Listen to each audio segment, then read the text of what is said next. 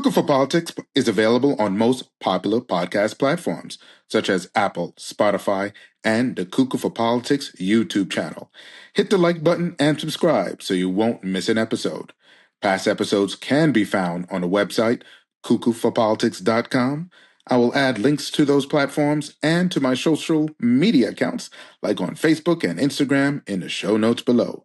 Feel free to comment on either of those platforms, as I welcome all feedback. Appreciate your support. Take care. This is Michael, host of the political podcast, Cuckoo for Politics. I am so passionate about politics, hence the name Cuckoo for Politics, and I hope you are too. Thanks for joining. This is a podcast discussion on political perspectives on various issues that matter with citizens of the world. So I do ask that you grab your favorite libations, whether it be coffee, tea, water, juice, beer, wine, or a spirit or two, and let's get ready for some lively conversation and let's learn something together.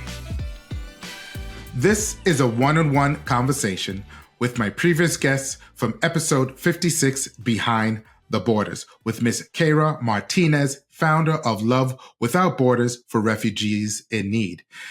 Many of you had contacted me and made comments that you would like to know more about her, the organization, and how to get involved. I'll include links in the transcripts so you'll be able a better way to contact her and stay informed. Once again, this is Michael, host of the political podcast, Cuckoo for Politics. Thank you and enjoy the show. What's up, good people? Welcome back to another episode of Cuckoo for Politics. Today, I'm going to talk to the founder of Love Without Borders for Refugees in Need. This is Ms. Kayra Martinez. Thank you for joining on the show. Kayra, am I pronouncing this correctly, by the way? Kayra. Kayra. All right. Thank you for correcting me. I like to respect your name. I wanted to talk to you more about your organization. Can you explain to our listeners and viewers about what your organization does and how long has it been in existence? So Love Without Borders is a 501c3 nonprofit registered in the United States. All of our work is done in Athens, Greece. We have helped thousands of refugees since 2015. We're also registered as a nonprofit in Greece. We have an art gallery in Kypseli, which is in the center of Athens. We bring refugees from the camps to us, and we offer art workshops. We offer the canvases, the acrylics, the brushes. They paint. We don't have any influence in their art. And then when they paint, we give them money for their painting so that they can go buy the medicine they need. They can go buy the food that they need. And then I am an international speaker. I take the art as a collection, about 40 pieces around the world. I've been speaking at about 167 events on 4 continents since 2016. Yes, I've been very busy. Wow, you have been. And why Greece? First, and I know you say you have it's established also in the U.S., but why Greece as the main focal point? I was based in 2015 in Germany. So when the refugee crisis started in Germany in 2015, the flow of refugees was coming to Germany. I speak fluent German, and that's where I started to volunteer. But obviously Germany has they had the resources, the volunteers to help locally. And when I started informing myself about the situation for the refugees, I was in Hungary, I was in Serbia and Greece. And when I got to Greece, I thought, oh my goodness, there were people sleeping on the streets. They didn't have food, pregnant women on the streets. So I've been there ever since. I moved in 2016 and I'm there every month. And it's a full-time job, although it's a volunteer job. So, yes. And then out of curiosity, what happened in 2015 that caused this big migration to take place in that region of the world? So the war in Syria was at its peak. We had 1.2 million refugees fleeing from Syria. They were coming at the time the borders were open, they were getting to Turkey, taking the boats over to Greece, and then going fast. I mean, there were like so many people going through. And then in 2016, the borders closed. And that's when the problem started for them, because they were stuck in refugee camps and they were living in tents. They didn't have food. And this is why our art program started, is to empower them and create some financial independence for them. Before I go into the art program, when these individuals were fleeing and they were crossing the border into Germany, was that correct? Yes. What are the resources that the German government provided during that time? Germany was very open to the refugees. They were very welcoming. Angela Merkel was the chancellor at the time, and she opened the borders and she allowed many people to come in.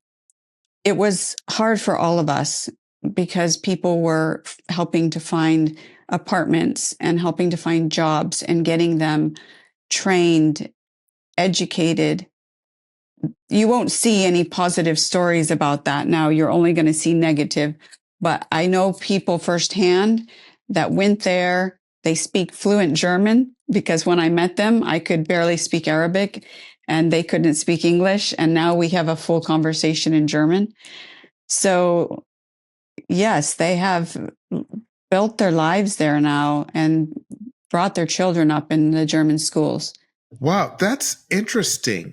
The former chancellor opened the borders because there was a humanitarian crisis because of a war conflict that's usually a result of foreign policy, either European and U.S. Policies that has an impact on a host on that given country. Was there pushback from citizens of Germany that you recall, or their parliament?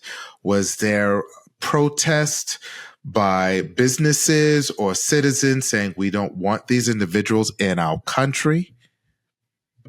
At the time, initially, not so much. Every German I know was doing something. They were active. And I'm sure that there were groups of people that did not like them. That's a given. But at the time, at the beginning, all I knew, maybe I was working too much, I didn't see anything else, but everybody was active. They were teaching German. They were taking them to their asylum appointments. They were helping them to integrate. And this is how it should be when, we have war. We're creating the war, but we can't expect them not to leave their country. So people need to understand that. It's really important. And so during that time, as millions of people were fleeing, I just had started volunteering in the humanitarian field. And I didn't really have a lot of background in anything that I'm doing, but I literally have worn about 15 different hats during the last 10 years. And I found that housing was one of the most important, because people were ending up on the street. And so that's where I have been very active, is creating fundraisers to house women and children, families, single men, all humans. I don't really care, as long as they fit into this, that they are refugees. We help everybody. And, it's interesting you said humans, but they're probably wildlife or pets that are also leaving that area, that war-torn area. Yeah, that hurts, because I would think about, the dogs and cats, basically regular household pets that are also being subject to this. Now, I'm not equating humans to the animals, but there is a toll on that. They are part of the community. You have any training in this, or is it your heart that just opened up and you and others trying to help our fellow humanity? Yes. First of all, with animal advocacy, I've been working on that since 2016, but that's another podcast. True. I'm glad it's acknowledged, because, hey, they are part of us. Sure. Yeah. So when I started working in the refugee camp in 2016, I was sitting there and I thought, this is too big for me. I was expecting that the UNHCR, Save the Children, they're all there. They should be helping. But people were saying, we're not getting help. We need help. So I was registered as a teacher for German and English for the children. But very quickly, even on the second day, I knew that I would not be able to do it. It wasn't even important at the time.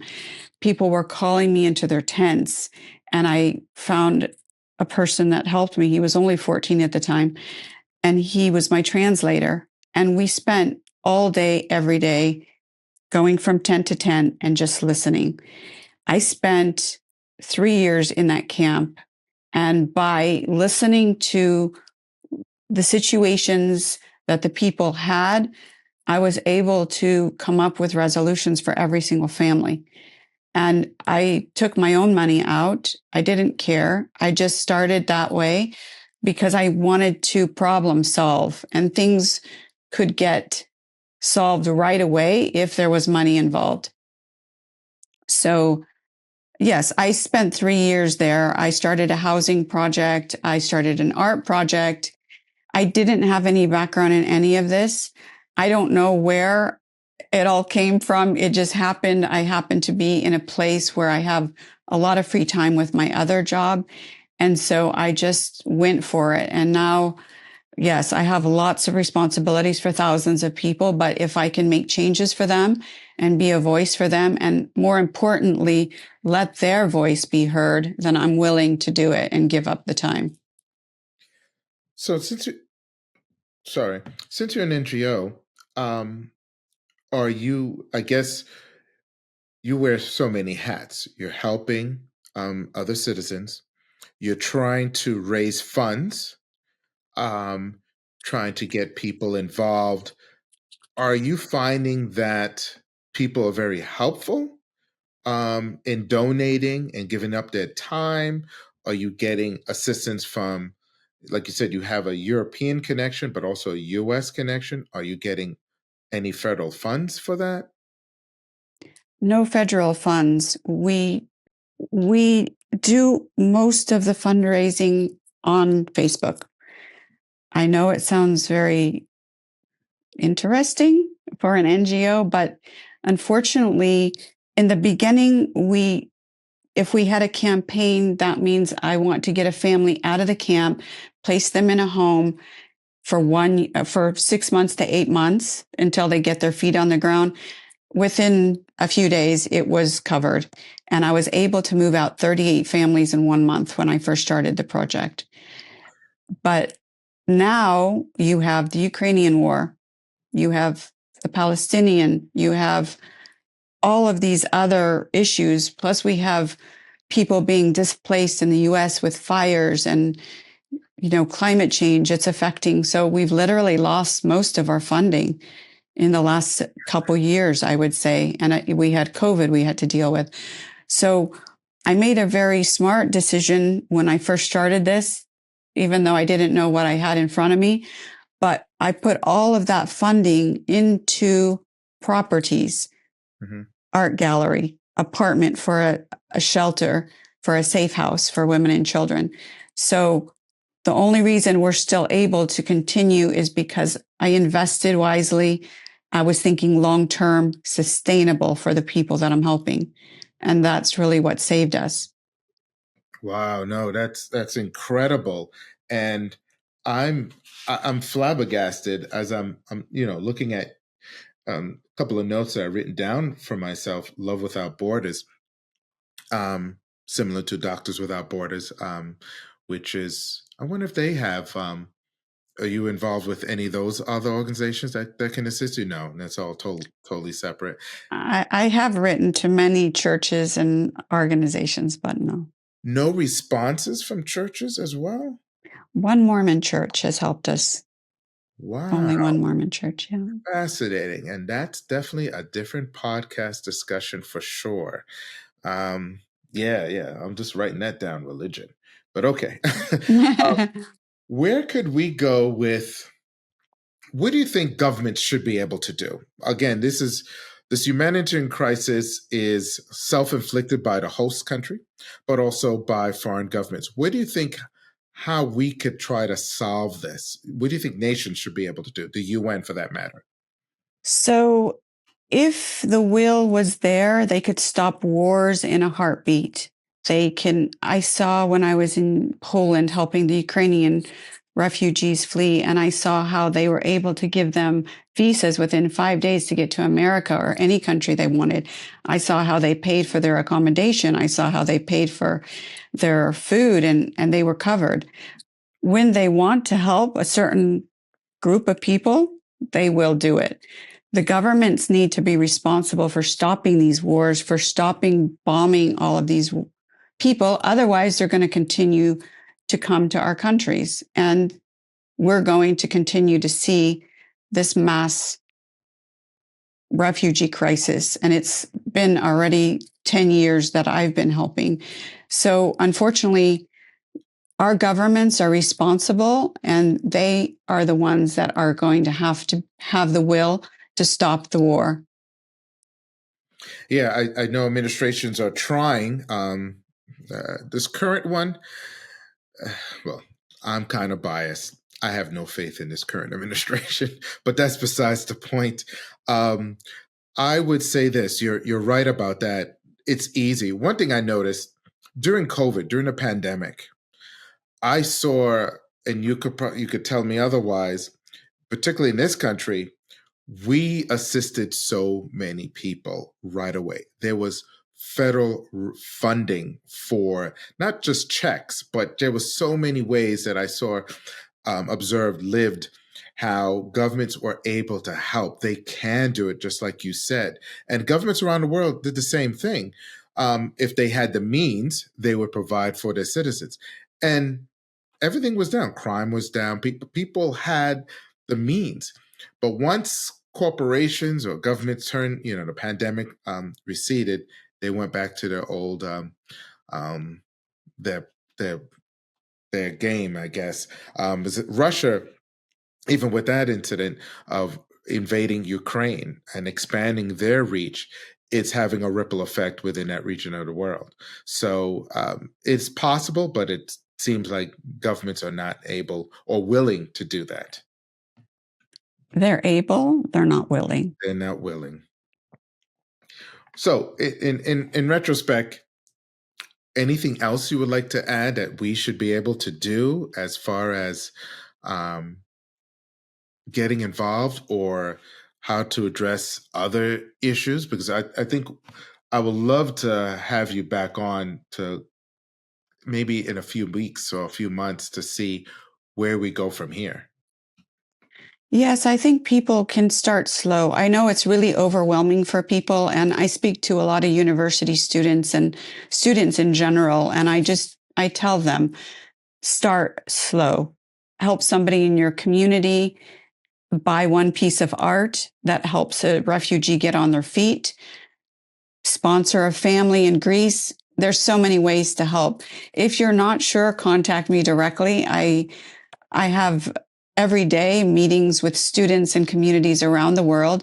We're gearing up for 3 events this month in the next 2 weeks: San Francisco, Florida, Gulfport, and the last one will be in New York. And these events are unbelievable because they're creating awareness. The whole community, the students, some of them have been all the way in Greece to help volunteer with us. And now they're speaking on behalf of the refugee crisis, which is amazing because I don't want to be always having to do it. I want to have a big millions of people doing it on behalf of the refugees. And so now these pop-up art events are a great way to help.